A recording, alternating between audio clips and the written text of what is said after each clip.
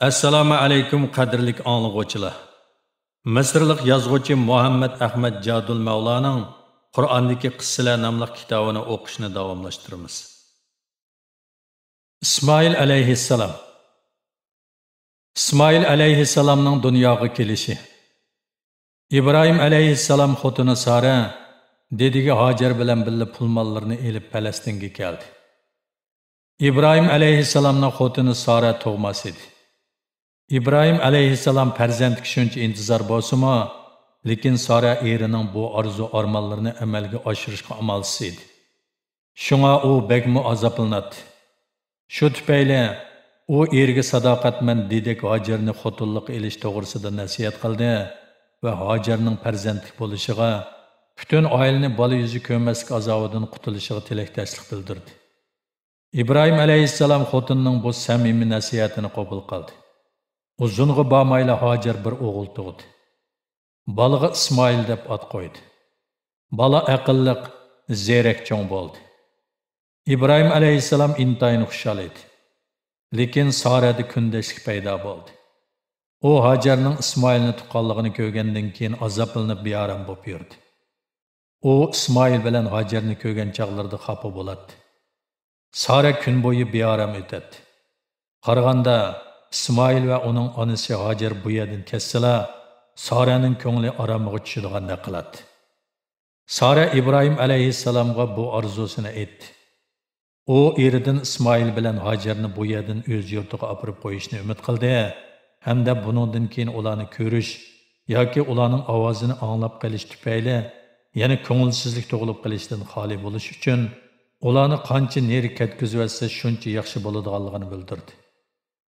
İbrahim aleyhisselam goya Allah Teala onu shundoq qilishga undagandek xotinining talabiga ma'qul bo'ldi. U o'g'li İsmail bilan Hajarni to'ygiga mindirib, Allohning yo'l ko'rsatishi va qo'g'dishi orqasida ular bilan birga yo'lga ravon bo'ldi. U manga uzun yo'l yurgandan keyin bir cho'lga keldi.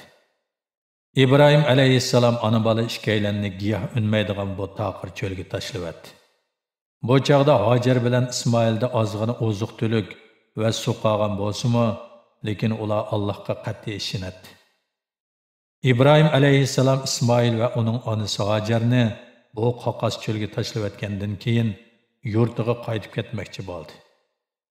Lekin Hajar İbrahim aleyhisselamning peshiga isilib: "Ey İbrahim, sen nega borasan? Sen bizni odam oyog'i besilmagan bu cho'lga tashlab etsan, bizden kim xabar aladi?" dedi. Hajar İbrahim aleyhisselamning o'ziga va baliga bo'lgan nesdashligini qo'zg'ab, uningdan ona bola ikkalanni bu cho'lda ochzor qoldirib qo'ymaslikni umid qildi va İbrahim aleyhisselamga yalvarib: "Sen bizni bu cho'lga tashlab etsan, mubodi bo'rilar kelib bizga hujum qilib qolsa, bizni kim qo'g'daydi? Biz pish-pish oftobga qandoq chidaymiz?" dedi. Hajar so'zlab o'tib yig'lab ketdi. Lekin uning aytganlari va to'kkan yoshlari erini o'z niyatidan qaytarolmadi. Aksicha İbrahim aleyhisselam onunga: "Bu Allohning irodasi, mening buningga bo'ysunishim shart" dedi. Hajar buning Allohning irodasi ekanligini bilganida itoatmanlik bilan shukturib gap so'z qilmadi. Oxirda u: "Alloh taolo bizni hargiz tashlab etmaydi" dedi. İbrahim aleyhisselam Allohga ishonib, qattiq qayg'u hasrat ichida ona bola ikkalandan ayrildi. Shak shubhisizki İbrahim aleyhisselam shu chaqda odatdan tashqari azoblandi. U qandoqmi azoblanmay tura olasin? U bola talab qilib, bolaga intizor bo'lib yurib, yashanganda aran bir o'g'ilning yuzini ko'rgan edi. Amdilikda bu o'g'ilni odam oyog'i bosmagan bir cho'lga tashlab etdi. Buningga u echinmay tura olamdi? İbrahim aleyhisselam ketib yetib yig'laydi. Ammo u payg'ambar bo'lish sifati bilan bu hijron azobiga bardoshlik berish kerak edi. U yolg'iz o'g'ilni cho'lda qo'yib, o'zi uyga qaytib keldi. U ona bola ikkalanga faqat Alloh tilla panohlik tilaydi. U duo qilib shundoq deydi: "Ya Rab, avlodimning bir qismi bo'lgan balam İsmail bilan ayolim Hajarni sening hurmatli uyingning qishidagi ekinsiz bir vodi Makkaga o'rlashtirdim. Ya Rab, Bir qism kishilarning dillarini ularga moyil qilgin. Turlik meyvelarni ularga rizq qilib bergin. Shukr qilib qolsa ajab emas. Sura İbrahim 37-oyat. Zamzam buliqi. Hajar taqdirga bo'ysunib, ko'z oldidagi bu baxtsizlikka bardoshlik berdi. Qo'rsiqi ochganda elib kelgan non bilan oziqlandi. Chanqiganda elib kelgan suvdan 1-2 yutum ichdi. Ko'p o'tmay non bilan suvmi tugab ketdi. Ochliq dastidan Hajarning qo'sig'i g'uldirlaydi. Ussizlikdan lavlari yerilib ketdi. U hammaga bardoshlik bergan bo'lsa-mu, lekin o'g'lini emitishga sut, ussizligini qondirishga suv yo'q edi. Bola ochliq va ussizlik dastidan qattiq yig'laydi. Ana ko'ngli buzilib yig'lashdan boshqa amal topolmaydi. U ko'z yoshi va butun jini bilan bolasini ussizlik azobidan qutuldirishni orzu qiladi. Biroq bu faqat amalga oshirg'ili bo'lmaydigan orzu edi xolos. Hajar o'zining kundan kuniga yodab ketayotganligini sezib bakmi azoblandi. U bir iloj qilib bu qiyin sharoitdan qutulib, chiqish yo'li topmoqchi bo'ldi-da, bolasini yerda qo'yib, o'zi suv izlashga boshladi. U ketib berib bolasining yig'lagan ovozini anglaganida, yuragi pichoq bilan tilgandek azoblandi. U bolaga bir temim suv va ozuqliq izlab Safa teg'idagi har bir toshni oqtirib hech narsa topolmay azoblangan holda bolasining yeniga qaytib keldi. Birdilla uning ko'ziga Marva teg'i tarafda sarab ko'rindi. U shu yerda cho'qim suv bor bo'lsa kerak deb o'ylab, shu tarafga qarab yugurdi. Lekin u yerda uningga hech narsa uchirmadi. U yanala noiloj qaytib keldi. U shu tariqada Safa bilan Marva o'ttirisida yugurib yuradi. Bolaning yig'izorisidan uning yuragi yerilib ketgandek bo'lib ketdi. Bola puti bilan yerga tipchaklaydi. To'li yig'lagan bolaning geli qurib ovozi bitdi. Ochliqdan holsizlanib, bir tinig'ili qoldi. Ona nafsi uzilish oldida turgan jonijon bolasiga qarab turadi. Qutuldirishga qilchimi amal qilolmaydi. Ona bolaning bu holini ko'rgan har qanday tosh yurak odammi ularga ich og'irtadi. Shu asnoda tuyuqsiz bolaning tapini ostidan bulduqlab suv chiqishga boshladi-da, tosh shekilli orliqidan suzuk buloq suvi eqib o'tdi. Allohning ona bola ikkaylanga qilgan marhamati va g'amxo'rligini ko'rgan ona lassida o'ltirib qoldi. Peshonasidan monchoqdek ter tapchib chiqdi. Orqadan u hech nimaga qaramay, o'g'lining qishig'i yugurib kelib, bolaga darhol suv ichkizdi. Bola asta-asta ruhlandi. Ana balani ko'rib bag'riga besib allayatdi. Shu an uning ko'zidan bulduqlab yosh oqdi-da, uning harg'anligi va g'am qayg'usi mushu issiq yosh bilan chiqib ketgandek bo'ldi. Balaning hayoti xavfdan qutuldi. Ona faqat mushu chaqdala ondan suv ichishga boshladi. U qong'idek suv ichib, asta-asta o'ziga keldi. Necha kundan beri uning beshini qoplab turgan qora bulut endi ko'tarilib ketdi. Bularning hammasi Allohning marhamati va ihsonidan bo'ldi. Bu Zamzam bulog'i edi. Bu buloqning suvi shu chaqdan tortib ta hozirgacha to'xtamay eqib turmoqda. Haji qilgan hojilar har yili bu buloqning yeniga kelishib, o'zlari to'yg'idek ichishgandan keyin yana urug' tuqqanlarga og'ash ketishidi. Bu yerda buloq hosil bo'lg'achqa, uchar qanotlar bu yerga kelib, buloq ustida parvoz qilishadi. Shu chaqda Jorhum qabilasidagilar bu yerdan o'tib ketib etib, uchar qushlarning hadab bu yerga tushayotganligini ko'rib, bu yerda suv borligini his qilishdi. Chunki ular qushlar tushgan yerda cho'qim suv bo'ladiganligini biladi. Shunga ular bu yerdagi ahvolning qandoqligini bilib kelishga bir necha kishini evatdi. Bu odamlar kelib bu yerda suv borligini bilgandan keyin darrov qaytib kishilarga xush xabar yetkazdi. Kishilar buningdan xabar tepib, bara-bara bu yerga kelib o'ltiraqlashdi. Hajar buningdan bakmi xushal bo'ldi. Bu odamlarning o'ziga qo'shni bo'lishini mo yaxshi ko'radi. U Allohning bu odamlarni ona bola ishkaylarning yeniga keltirganligiga rahmat etdi. İsmail alayhissalom va Qurbon hid.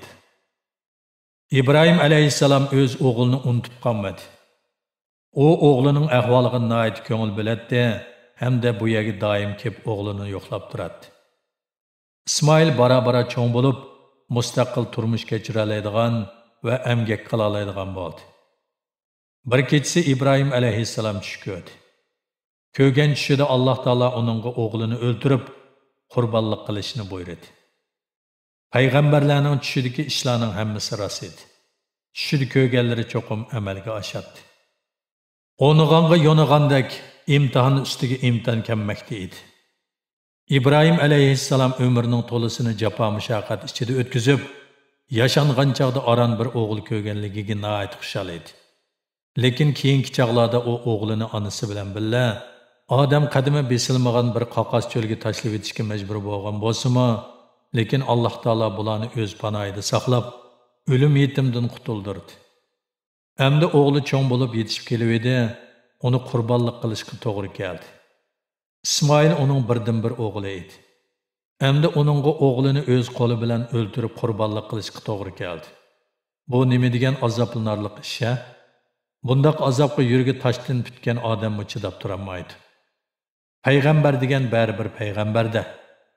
İbrahim alayhissalom o'zining Allohga bo'lgan qat'iy itoati bilan bu azobni tortishni ravo ko'rib, Allohning irodasiga bo'ysunish qaroriga keldi-da, o'g'lining yeniga berib: "Ey o'g'lim, men seni bo'g'izlab tushyaptiman. O'ylab baqana, sening qandoq fikring bor?" dedi. U aytdi: "Ey ota, nimaga buyurilgan bo'lsang, shuni ijro qilgin.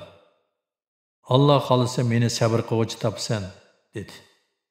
Sura Saffat 102-oyat. Otaga hurmat qilish oliyjanoblik, Allohning irodasiga bo'ysunish, Allohning o'rinlashtirishiga itoat qilish bo'lsa, texmi oliyjanoblik. Dadasining azobini yengillatish, dadasiga Allohning amrini texmi o'ngishli ijro qilish imkoniyatini yaratib berish uchun İsmail dadasiga bundoq dedi: "Dada, jon achchig'imda put tepib to'lg'inib ketmasligim uchun meni mahkam bog'lang. Kiyimlarimni soldirib eting. Bo'lmasa qon chachrab ketadi.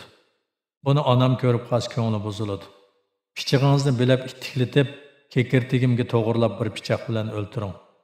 Shunda qilsangiz ko'p azoblanmasligim mumkin. Mendan onamga salom etib qo'ying. Navoda xolisangiz kiyim-kechaklarimni onamga olib bering. Bu mening onamga qoldirgan xotiram bo'lib qolsin. Onam meni seg'ing'inida kiyimlarimni ko'rib ko'ngli tasalli topa, ham kiyimlarimda mening hidimni purar." "Ey jinim o'g'lim", dedi İbrahim alayhissalom. "Sen Allohning amrini o'rindishimga yordam bera olasan, bakmi yaxshi qilgan bo'lasan." İbrahim alayhissalom so'zlab o'tib o'g'ilni bag'riga besib, yuz ko'zlarini to'xtamay so'yib ketdi. Ota bola ikkalan beshini beshiga yiqishib qattiq yig'izor qilishdi. İbrahim alayhissalom o'g'lining ikki qo'lini bog'lab yerga yotqizdi-da, qo'liga pichoq oldi.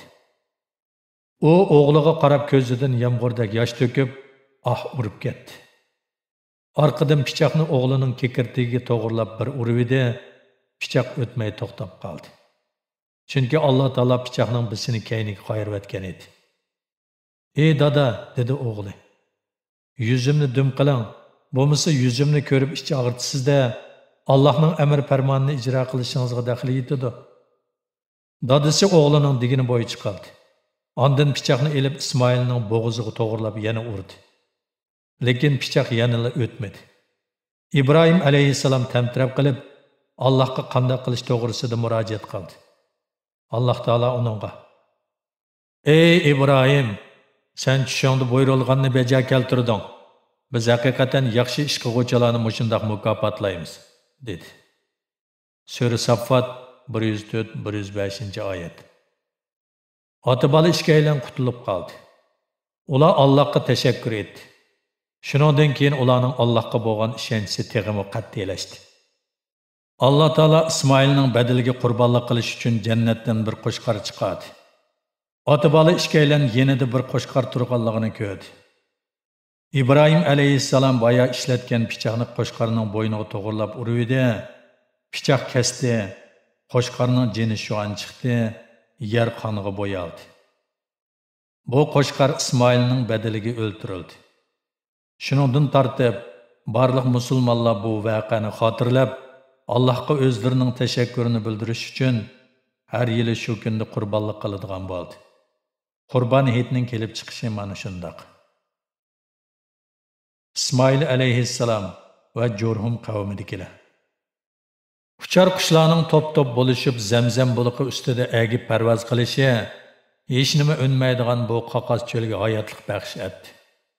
Makkaning atrofida o'ltirishliq Jurhum qabilasidagilar uchar qushlarning bu yerda agib yurganligini ko'rib hayron qilishdi.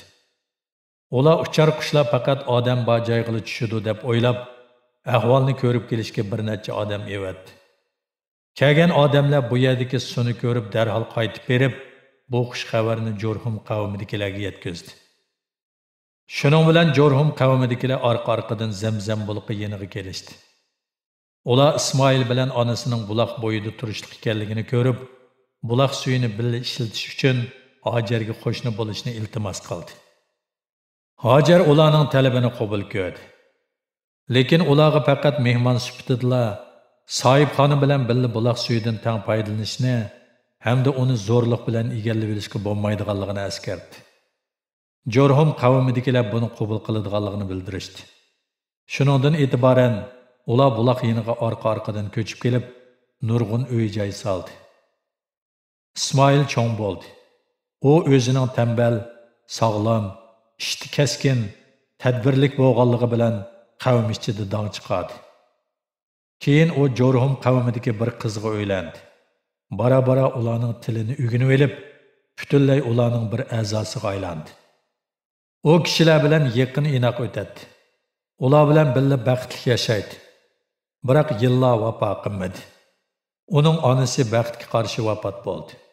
Bu hol İsmailni cheksiz azobladi. İbrahim alayhissalom burunqidaklar bu yerga kelib o'g'lini yo'qlab turadi. Bir qatim o Makkaga kelib o'g'li İsmailning oilasiga kirdi. Uyida o'g'li yo'q edi. Faqat kelinila turadi. İbrahim alayhissalom kelinidan o'g'lining yaqindan bu yanqa ahvolini so'radi. Kelini İbrahim alayhissalomga İsmailning sirtqa chiqib ketganligini aytdi. Orqadan o dard to'kib, turmushining qiyinchiligidan, qo'lining qisqaligidan zarlandi. İbrahim alayhissalom buni anglab nihoyat xafa bo'ldi va bundaq ayolning o'z o'g'liga xotin bo'lishga munosib emasligini his qildi. Bu ayol birinchidan Allohning o'rinlashtirishiga shukr qilmagan, ikkinchidan eridan og'irgan edi. Bundaq ayol eri bilan uzun muddat birga bo'lolmaydi. İbrahim alayhissalom ketadigan chaqda kelinidan o'g'liga salom etdi va uningga: "O'g'lim ishigining bo'sog'isini yangishlayotsin, etib qo'ying" dedi. İbrahim alayhissalomning bu gapining ma'nosi o'g'liga bu xotinni qo'yib etib, uningdan yaxshiroq xotin ol deganlik edi. Bir necha kundan keyin İsmail oilasiga qaytib keldi. O oldin bir nima sezgandek xotinidan: "Uyga biroz keldimi?" deb so'radi. "Ha, bir buvay kelib ketdi. Buvay sizning ahvolingizni so'radi. O'zayidan o sizga nihoyat ko'ngil bo'ladiganday qiladi. Men texa uningga turmushdagi qiyinchiliklarimizni aytdim" deb javob berdi xotini. İsmail xotinidan: "Buvay sana bir nimalarni topiladimi?" deb so'radi. "Ha" deb javob berdi xotini. Salom etdi. Yana sizga ishigimizning bo'sog'isini yangishlayib etishingizni topiladi. İsmail xotiniga: "Bu buvay mening dadam. Uning menga topiligini, menga seni qo'yvat deganligi" dedi-da, gapni tugitib qilchi tortishmasdan xotinni qo'yitib ketib qoldi. Oradan ko'p o'tmay İbrahim alayhissalom o'g'lini yana yo'qlab keldi. U o'g'lining yangi uyini o'qishgandan keyin darhol o'g'lining uyiga keldi. U bu qitimmi o'g'li bilan ko'rishamadi. Lekin o'g'lining yangi og'in xotini bilan ko'rishdi. U kelindan o'g'li İsmailning nega ketganligini so'radi. Kelini erining tirikchilik qilib ketganligini aytdi. İbrahim alayhissalom yangi kelinidan turmush ahvolini so'radi. Yangi kelin buvayga turmushda nihoyat yaxshi turayotganligini aytdi hamda erini bir qurmoq topdi. İbrahim alayhissalom buni anglab intayin xursand bo'ldi. İbrahim alayhissalom kelinining gap so'zlaridan uning boyoqqa shukr qanoat qiladigan yavash ayol ekanligini bildi. U ketadigan chaqda kelinidan o'g'liga salom etdi hamda uningga: O'g'li kelganda eshikning bo'sog'isini obdan saqlasin deb aytib qo'yishni tapilab ketib qoldi. Shu kuni oqshimi Ismoil qaytib kelgandan keyin xotin ikkalan paranglashdi. Xotini uningga dedi: "Bugun bu yerga farishta sifat bir buvay kelib sizning ahvolingizni surishtirdi. Buvay ketadigan chaqda mendan salom etang, u eshikning bo'sog'isini obdan saqlasin deb tapiladi." Ismoil xotiniga: "O mening dadam bo'ladi. Onun manga taplaganlari meni sen bilan yaxshi o'ssin, menga ayrilmasin degan bo'ladi" dedi. Shunda qilib Ismoil ikkinchi xotini bilan to qerib chochlari oqarg'icha birga o'tib, ko'p farzandlik bo'ldi. Kabening bino qilinishi. İbrahim alayhissalom bir mezgil o'tgandan keyin o'g'li Ismoilni yo'qlab keldi. U bu qitim o'g'ilni odatdagicha yo'qlash uchun emas, balki muhim bir ish uchun kelgan edi. U bu navbat amr farmon bo'yicha Ka'ba bino qilishga kelgan edi. U Allohning amrini olgandan keyin qilchi ishkillanmayla Hijoz rayoniga kelib o'g'lini izladi. Lekin o'g'li o'tganda turishliq yangi uyda yo'q edi. İbrahim alayhissalom suba joylarning hammasini, har bir qabila va chidirlarni izlab chiqib, oxir o'g'lini Zamzam buluqining yenidan topdi. O'g'li bu yerda yo o'qi yasayotdi. İsmoil dadasining kelganligini ko'rib, qo'lidagi ishni darrov tashlab dadasining oldiga yugurdi. Ota-bola ikkalan ko'rishgandan keyin intayin xushal bo'lishib, bir-biri bilan mahkam quchoqlashib, ahvol so'rashdi. Ondan bir yerda o'ltirib paranglashishga boshladi. Ota-bola ikkalan uzoq so'zlashib xushallikqa cho'mdi. İbrahim alayhissalom o'g'liga: "Balam, Alloh taolo meni mushu egizlikda bir joy bino qilishga buyurdi" dedi. İsmoil dadasiga bakmi itoatman edi. U dadasining so'zini anglab darhol ma'qul bo'lib, dadasi bilan birga joy bino qilmoqchi bo'ldi. Ota-bola ikkalan to'lib toshgan ishonchi bilan joy bino qilishga yer tayyorladi. Allohning quvvat berishi ularning irodasi bilan ishonchisini oshirdi. Shuning bilan ular bir niyatda hamkorlashib, yerni o'yib ul hozirladi. Ular Allohga iltijo qilib mundoq dedi: "Ey Rabbimiz, bizning ishimizni qabul qilgin. Sen haqiqatan hammani anglab turg'uchisan, hammani bilib turg'uchisan. Ey Rabbimiz, ikkimizni o'zingga itoatman qilgin. Bizning avlodlarimizdanmi o'zingga itoatman ummat chiqargin. Bizga haj qoidalarini bildirgin. Tavbimizni qabul qilgin. Chunki sen tavbani to'liq qabul qilg'uchisan, nihoyat mehribonsan." Sura Baqara 127-128 oyat. Orqadan ota-bola ikkalan ishga kirishib ketdi. İsmoil tosh to'shib berdi. İbrahim alayhissalom o'z qo'li bilan ul bosdi. Ko'p o'tmayla Ka'baning uli bitdi. Shubhisizki, bir xil g'oyibona kuch ularga yordam beryotdi. Bo'lmasa, ikki odam bu ig'ir vazifani qandoqmi ustiga ola olsin? Tam bara-bara egizlamoqda va uzarmoqda edi. İbrahim alayhissalomning yerda turib tamg'i tosh qo'yishga bo'yi yetmadi. Shunga u o'g'liga: "Balam, tamni davomli egizlatishimga oson bo'lsin uchun putimning ostiga toshdan birini akib qo'yib bergin" dedi. İsmoil tosh izlashga ketdi. U xeyli uzun izlab yurib, bir cho'ng qora toshni tepib, dadasining puti ostiga qo'yib berdi. İbrahim alayhissalom qora toshning ustiga dastlab ishni davomlashtirdi. Ota-bola ikkalan shu tariqada ishlab, oxiri Ka'bani bino qilib chiqdi. Shuningdan beri Ka'ba musulmonlarning har yili bir qitim jam bo'ladigan yeri bo'lib qoldi. Kishilar u yerga to'planib, İbrahim alayhissalomning "Rabbimiz bir qism kishilarning dillarini ularga moyil qilgin, turli mevalarni ularga rizq qilib bergin, shukr qilib qolsa ajab emas" degan murojaatiga hamdam bo'lib kelmoqda. Sura İbrahim 37-oyat. Diqqat berganingizga rahmat.